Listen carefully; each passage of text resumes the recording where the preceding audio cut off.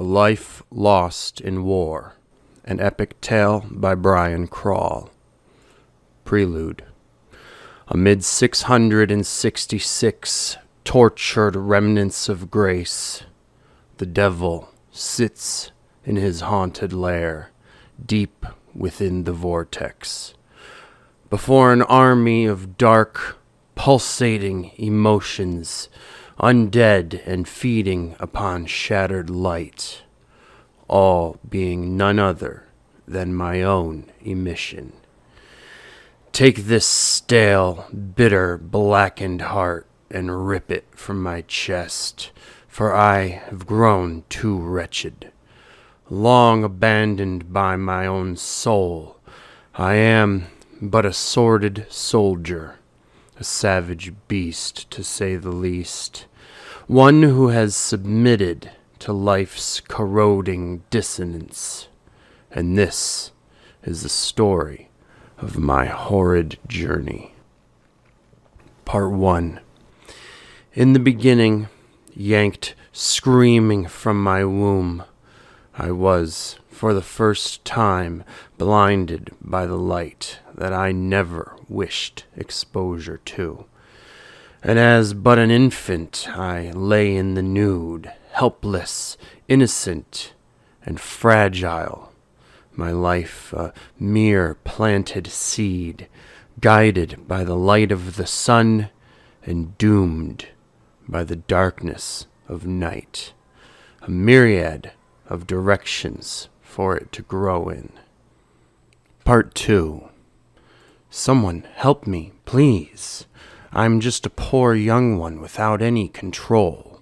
Alone, I stalk the feelings freely floating in the cold, dark streets where I dwell, dreaming of what the future holds and waiting to see, hoping the others might show me the way and that I find myself someday, as the rest all seem to do, in a strange sort of union, while I desolately sit in the streets alone at night, begging for them to take me along. Part 3. Who dares to dream as I do, and follow your dreams with the passion they were dreamt with, for it appears much easier than it actually is, as I have discovered with dismay, and the long, winding road ahead is an intimidating sight. Sometimes it's hard to tell whether I'm fit for it or not, or if I'm wrong in feeling overwhelmed, as I can't even see the top from where I stand.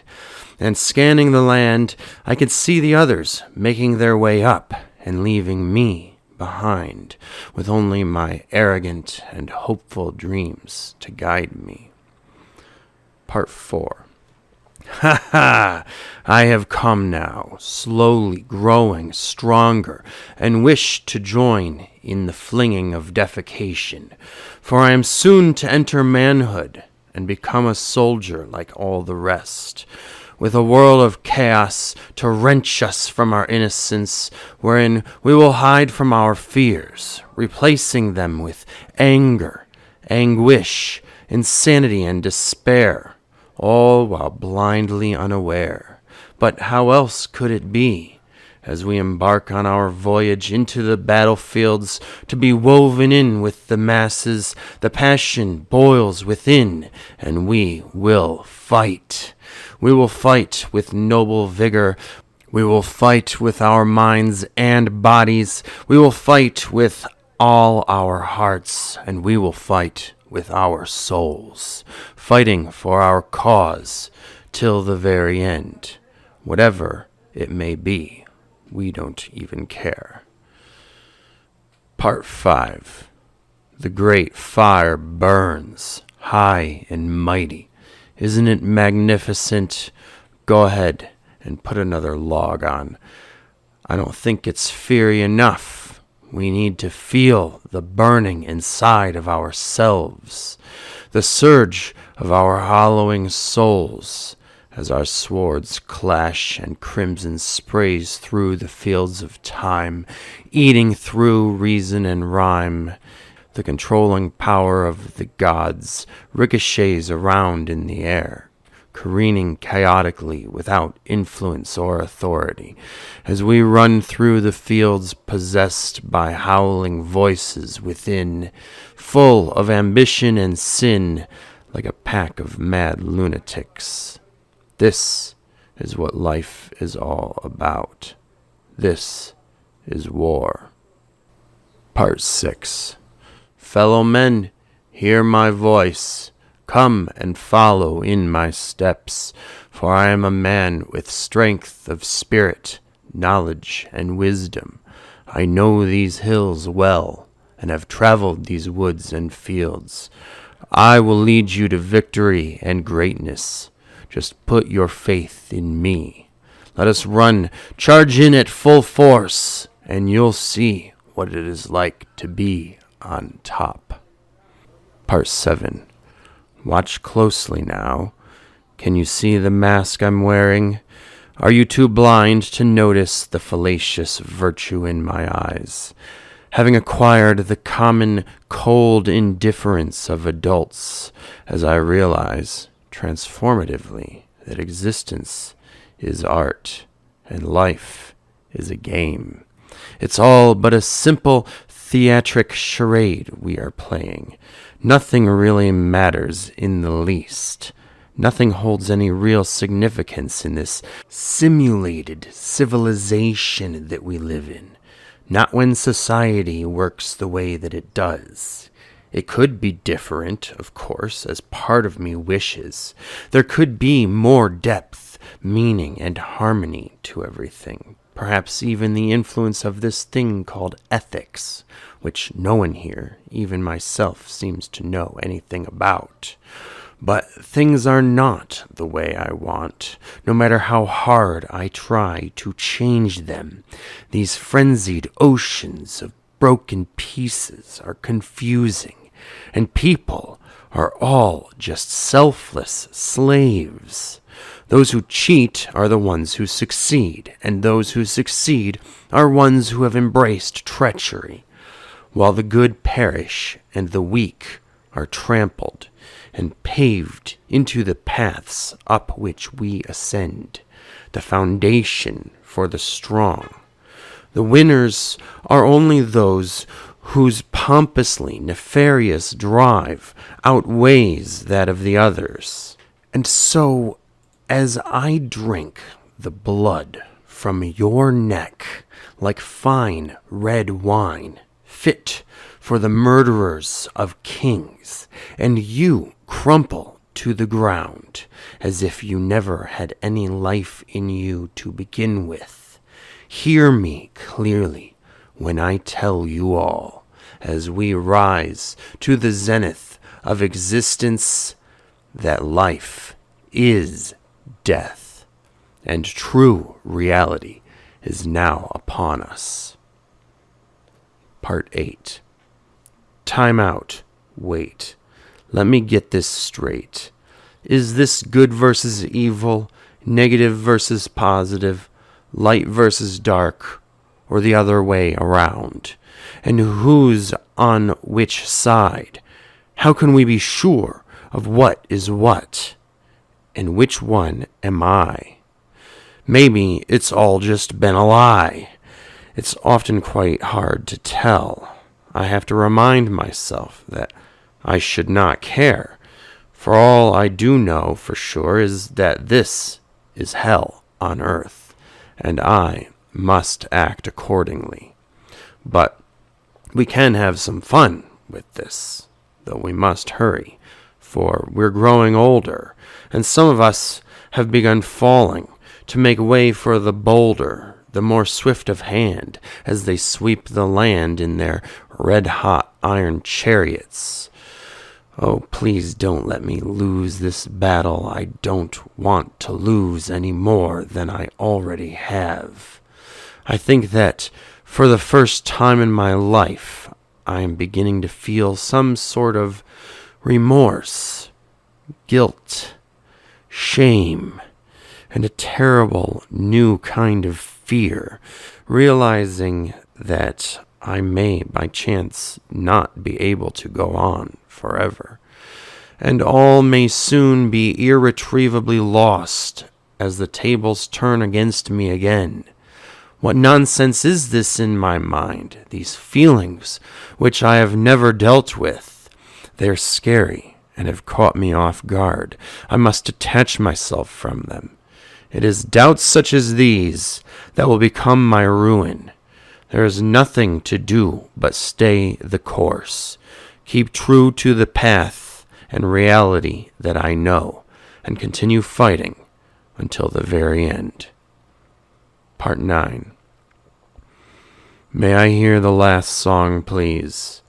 My intestines are trailing like a pale, slimy tail behind the bloody stumps where my legs once were. I can feel my lungs further collapsing with every labored breath, and my mind, like my body, has become withered and wasted.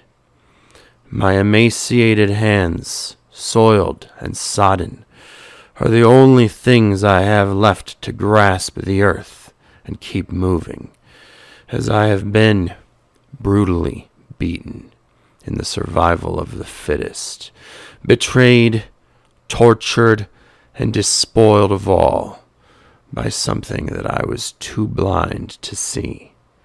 None but my own, the very kin that I kept closest to me.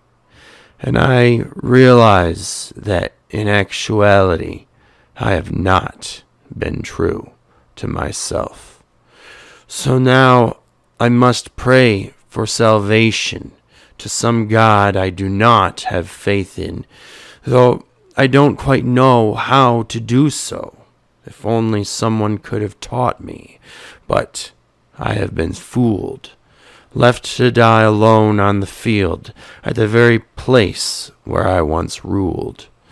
If only I knew why, and could peacefully die without these tainted tears, for I never learned to weep properly, and sentiment seemed so far out of reach. Perhaps if things hadn't gone so awry, I'd have the strength to grow wings and fly away from this terrible world that spawned my own personal hell. But I know now that I am inevitably damned, and alas, I have finally fallen.